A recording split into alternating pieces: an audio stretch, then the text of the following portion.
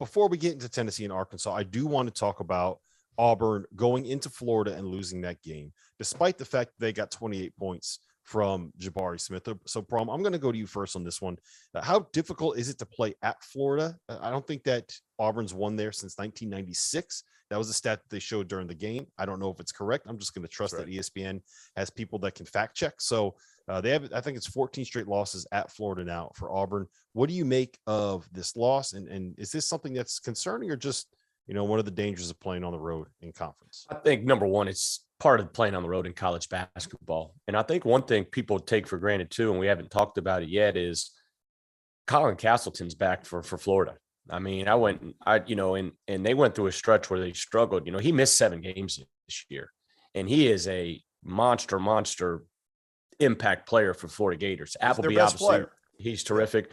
But if you took Kessler and Sheboy out of the SEC, who's the next big that you're trying to get? And maybe I'm skipping one over, Jalen Williams at Arkansas. But, I mean, Colin Castleton is huge for that basketball team. And now he's back, and he's making big plays for them, had a great game today. But I think Florida's kind of middle of the pack when you talk about atmosphere in the SEC in a tough environment to win. I'd put them in the middle of the pack. Obviously, you got Kentucky, you've got Arkansas, I think Tennessee, some of those schools like that. But Auburn, obviously, right now. But I just think it's life on the road in the SEC. I think it's life on the road in college basketball.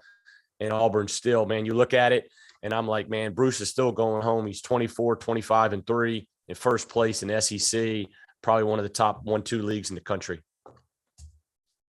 Are you worried, Jeff? Are you worried about Auburn at all?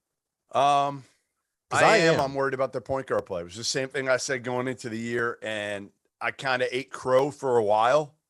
And it's hard because you eat crow early and you're like, what can I say, right? Like Wendell Green was great. He's making shots.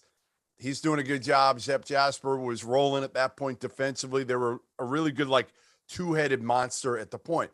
Then Jasper gets hurt.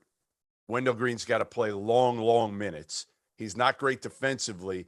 Then he's not making shots consistently, and he looks like a high-volume, low-efficiency point guard. And he's making some poor decisions too. One of them was at the end of the game tonight. To me, I don't know.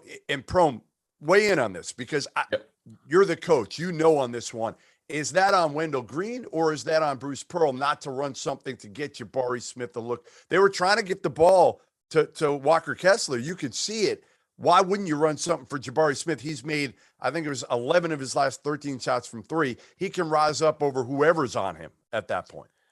Yeah, I think Rob was in a Twitter argument about that with somebody I saw just because of the time and score situation. They started from 3-quarter court. Probably if you're trying to get a quick isolation, you may get it across if Auburn had a timeout and then run it from the side out of bounds if you want to put Jabari in a situation where you're going to clear the side of the floor for him and let him go one-on-one. But I think if you go back to the Arkansas game, the way that finished, before it went to overtime, I believe that was the ball was in Wendell Green's hand, settled for a tough shot and went to overtime, and he put no pressure on the basket. When you're looking at that, I think number one, you got to give credit to Florida about their defensive effort on that play now. Okay, you can always say bad offense, but credit Florida because how many times when you watch Auburn play do they get late pick and roll lobs to Kessler at the rim? Man, it's a late switch. And I don't know which player, may have been DeJure, the good defender from Florida. I'm not sure which one made the switch, but he switched and he got the deflection late. That could have easily been 2 on the ball, nobody in the middle because the guards were hugged up on shooters. Well, he had them. If you watch the tape, Kessler was open for like a second, but it was just Wendell Green is 5'6" and couldn't get the pass there. That was the issue. Yeah.